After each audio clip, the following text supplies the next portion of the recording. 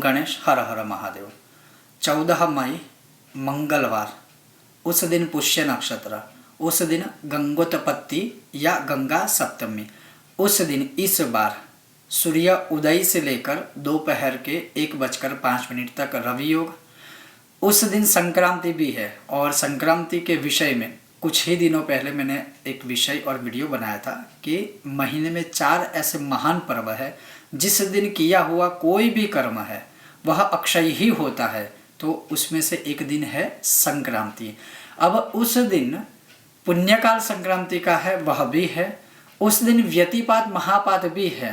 तो व्यतिपात भी जो होता है वह भी उन 4 दिनों में से एक है जिसमें जो भी सत्कर्म किया जाता है वह अधिक से अधिकम फलम, अधिक से अधिक गुना फल देने वाला है।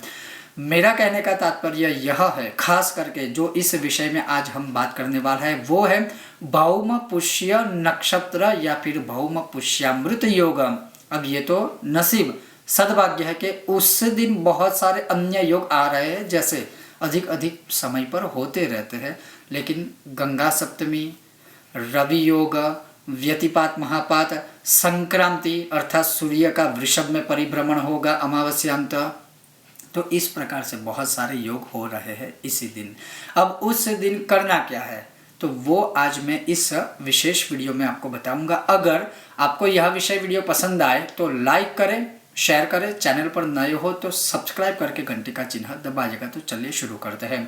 तो सबसे पहले ये जानिए कि उस दिन भौम पुष्यामृत योग जो है, भौम पुष्य जो है वह दोपहर के 1:05 या 7 तक ही है, उससे ज्यादा नहीं है। अर्थात सूर्य उदय से लेकर दोपहर के 1:05 या 1:07 तक है देश काल के अनुसार। अब उसमें किया जा सकता है या क्या कर सकते हैं।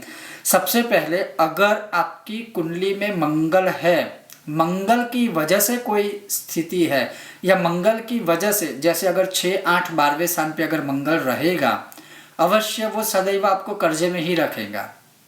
दिक्कत और कोई नहीं होगी, आपको पैसों की वैसे दिक्कत नहीं होगी, पैसा आपके पास आ जाएगा, लेकिन वो होता है कि ऑलवेज वो आपको माइनस में रखेगा, कर्ज में ही रखेगा। 100 आएंगे लेकिन इसके सामने 150, 200 का खर्चा होगा, ऐसी स्थिति होगी अधिकतर 6, 8 या 12वें स्थान पे अगर मंगल होगा। तो अगर 7वें स्थान में मंगल होगा तो विवाह में दिक्कत होगी या फिर विवाह भंग होगा, ये दिक्कतें होगी, या फिर कभी कभी मंगल दोष की वजह से विवाह में विलंब भी होता है। तो अगर ऐसी कोई स्थिति है तो दूसरा, मंगल की वजह से अगर जीवन में सब कुछ अमंगल हो रहा है तो ये जो भौम पुष्य योग है उसमें मंगल यंत्र जो होता है, जो त्रिकोण आकार का होता है, ट्राइंगल, और उसमें मंगल के 21 नाम अंकित किए जाते हैं। जो मंगल 21 नामावली जो है ऋण मोचन मंगल, उसका यंत्र जो आता है उस यंत्र की आप उस दिन भौम पुष्यामृत योग में स्थापना करें घर में। और उसमें स्थापना कैसे करनी है तो उसके ऊपर प्राण प्रतिष्ठा आदि करनी होती है। तो उसके लिए आपको किसी विद्वान ब्राह्मण या ब्राह्मणों का सहारा लेना पड़ेगा, या फिर अगर आप मंगल यंत्र उस दिन लाकर घर में स्वयं भी स्थापित करते हो, जैसे गंगा जल से उसको धो लिया, फिर उसके ऊपर चंदन का टीका लगा दिया या लाल चंदन का टीका लगा दिया या कुमकुम का टीका लगा दिया, फिर पुष्प आदि जो बेसिक पूजा होती है वो, और सामने उस यंत्र के आगे एक दिया।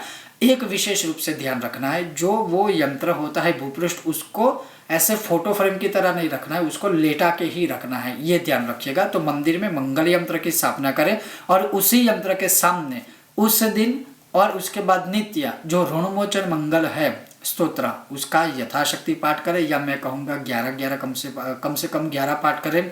उसके अलावा ऋण मुक्ति गणपति जो स्तोत्र और मंत्र है, जो कर्ज मुक्ति के लिए एक रामबाण प्रयोग है और ये हमारे अनुभव है, तो इसलिए मैं कह सकता हूँ कि वो एक रामबाण प्रयोग है, ऋण मुक्ति गणेश स्तोत्र या ऋण मुक्ति गणपति मंत्र। उसके अलावा दूसरा जो हमारे द्वारा ही अनुभवित है और बहुत लोगों का फीडबैक अच्छा है वो है मंगल चंडिका स्तोत्र।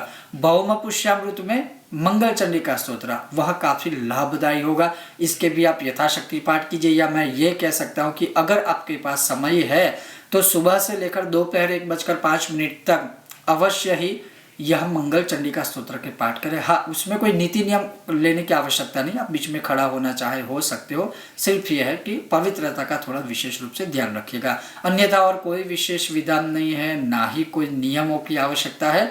जो लाभ लेना है वो उस समय का, उस मुहूर्त का लाभ लेना है तो ये कर सकते हैं। अब उसके अलावा सहज और सरल उपाय, उस दिन आप तांबे की खरीदी कर सकते हो। सिर्फ मैं तांबे की बात कर रहा हूँ। जैसे अगर घर में पूजा के लिए तांबे के बर्तन लेने हैं, या जैसे आचमन है, या फिर जैसे तांबे की थाली वगैरह है, तो ये जो भगवान की पूजा के लिए कोई भी चीज़ तांबे की लेनी है, या घर के लिए भी तांबे के कोई बर्तन वगैरह लेने हैं, तो यह भौम पुष्य नक्षत्र उत्तम, सर्वोत्तम, श्रेष्ठ रहेगा।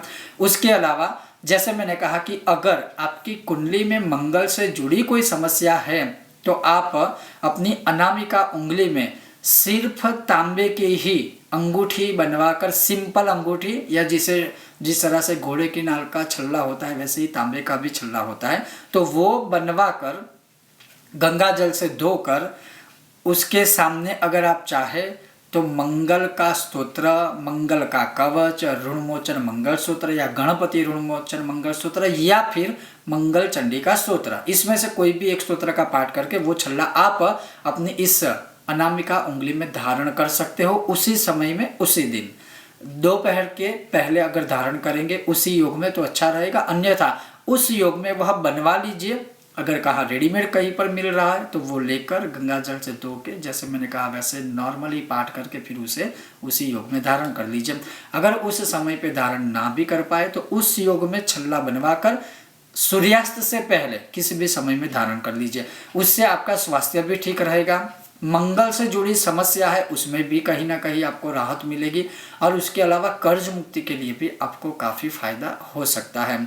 और ये करना है, जैसे मैंने कहा कि मंगल पुष्य नक्षत्र में, भौम पुष्य नक्षत्र में 14 मई को मंगलवार के युग, तो ये मंगल से जुड़े तो लाभ होगे ही होगे, लेकिन उसके अलावा जो सारे लाभ हो रहे हैं, सारे योग बन रहे हैं, तो यह जो है इसका फल जो है वह आपको विशेष रूप से फल प्राप्त होगा, अधिक से अधिक फल प्राप्त होगा, और आपके कार्य शीघ्र के शीघ्र बनने के द्वार खुल जाएंगे। और ये करना है 14 मई मंगलवार के दिन सुबह सूर्योदय से लेकर दोपहर के 1:05 या 1:07 तक।